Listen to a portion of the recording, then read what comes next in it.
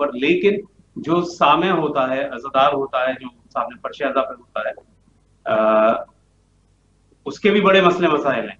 एक रविश हम पिछले कुछ अरसे से अपने माशरे में देखते चले आ रहे हैं कि अक्सर क्या हो रहा है कि दौरान मजलिस ही कोई खड़े होकर काउंटर क्वेश्चन कर देना या किसी बात के ऊपर एहतजाज शुरू कर देना और सवाल उठा देना। आप इस रविश को कैसा समझते हैं? ये मुनासिब है ये तरीका, या बाद में अच्छा अहले सवाल है। मेंबर से गुफ्तगू की जाए? अच्छा, इसमें मसला ये भी है कि अहले मेंबर बाद में हाथ नहीं आते।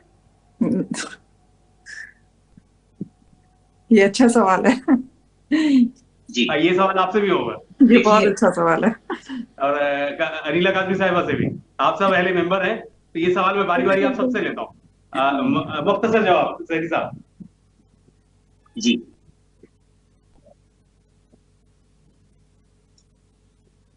आवाज ब्रेक हो रही है, थोड़ा सा इसको देखिए। जैदी साहब, आपकी आवाज ब्रेक हो रही है।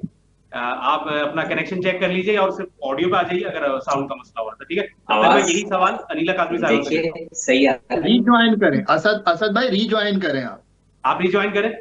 डिस्कनेक्ट होकर वापस आवाज में आइए। ब्रेक आ रहा है। कट रही है आपकी आवाज दरमियान में से। आप रीज्वाइन करें। जी ठीक है अनिला काजमी साहब, आपकी तरफ यही देखिए सवाल आप है। सही है आवाज। जी सज्जाद साहब, बिल्कुल ये ऐसा होता है कि लोग अब दरमियान में से भी खड़े हो जाते हैं और सवाल कर लेते हैं या टोक देते हैं साहिब मेंबर को। तो देखिए, एक तो पहली बात तो ये जहन में रखनी चाहिए कि मजलिस जो है वो डायलॉग नहीं है, मोनोलॉग है। तो उसमें आप ये मुनासिब नहीं होता कि आप दरमियान में खड़े होकर सवाल करें। ये बात आपकी दुरुस्त है जरूर कि बाद में मिलते नहीं है, लेकिन अब ऐसा नहीं होता मेरा ख्याल से। मैं तो कम से कम जहां भी मजालिस पढ़ती हूँ तो मेंबर से उतरते ही सवालात की बौछार हो जाती है। तो ऐसा नहीं होता कि आपके हाथ नहीं आते, बल्कि मेंबर से उतरते ही आपको पकड़ लिया जाता है। तो इसलिए बेहतर है कि मजलिस के बाद अगर नहीं, सवाल किया जाए। खानम, ये जी तो आप खवातीन की बात कर रही है ना। खवातीन तो जाहिर है वो तो आ जाती हाँ हैं घेरे में खवातीन के, मगर जो हाँ मर्द हजरात हैं, जो मर्द जाकरीन हैं, हाँ। उनके साथ तो एक पूरा प्रोटोकॉल चल रहा होता है, वो तो करीब ही नहीं आने देता किसी को।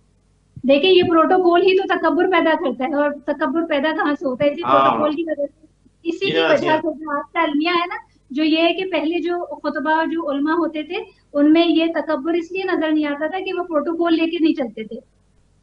आज जो बहुत कमर्शलाइज सही। हो गई है मजालिस, तो उसकी यही रीजन है, जो बेसिक रीजन है कि जो तकब्बुर का एहसास हमारे अंदर ये जो पैदा हो गया ना, ये जो मैंने अभी इब्तिदा में कहा था कि जो तीन बुनियादी सुतून है ना, तो ये सब सब इसके लिए ज़ाहिर जवाबदेह होंगे कि जो अज़ादार भी हैं, जो साहिबान मिंबर हैं, और जो साहिब अज़ा हैं, कि जब हमने एक मयार बना लिया है कि जो जितने बड़े प्रोटोकॉल में आएगा, जितना भारी हदिया वसूल करेगा, वो सबसे बड़ा आलिम है, वो सबसे बड़ा जाकिर है, वो सबसे बड़ा खतीब है। इल्म ये मयार नहीं बिल्कुल है, रहा। ऐसा है, ऐसा बिल्कुल है। बल्कि मैं आपको यहाँ रोक के शामिल करूंगा काजमी के साथ एक और काजमी को, खुशनुमा काजमी साहिबा जी को, कि ये ठीक है। बताइए कि अगर प्रोटोकॉल नहीं लेंगे तो हम माशरे में बहुत फेमस, कामयाब और बड़े आलिम, बड़े जाकिर कैसे कहलाएंगे?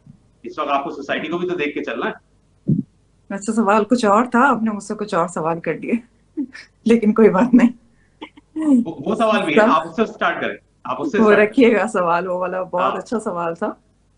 अच्छा देखिए, प्रोटोकॉल की जहां तक बात है ना, डिपेंड करता है पर्सनालिटी पर। अब हमारे जो बड़े बड़े उल्मा हैं वो इस तरह मेरे ख्याल में विदाउट प्रोटोकॉल वो नहीं जा सकते, उनकी जान को खतरा भी होता है।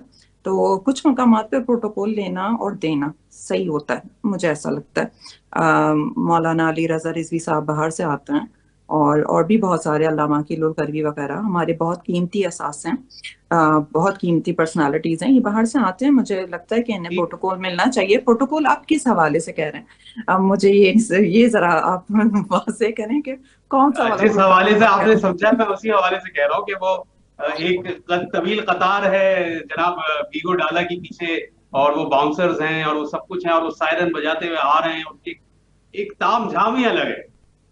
अच्छा, ये अच्छा प्रोटोकॉल पाकिस्तान में मिलता है, पाकिस्तान के बाहर नहीं मिलता है तो वैसे, for your kind Agha information. Agha Faiz, मैं आपसे ये अर्ज करना चाहूंगी कि पाकिस्तान में थ्रेट्स भी तो उतनी ही होती हैं, और जगह पे इतनी नहीं है, जान को इतना खतरा नहीं है और मैं जगह। यहाँ एक बात शेयर करूं, डॉक्टर फैज की बात से मुझे याद आ गया कि मैं जब एक दफा करबला में था, तो मैं रात के वक्त गया रोजा इमाम, रोजा मौला अब्बास में।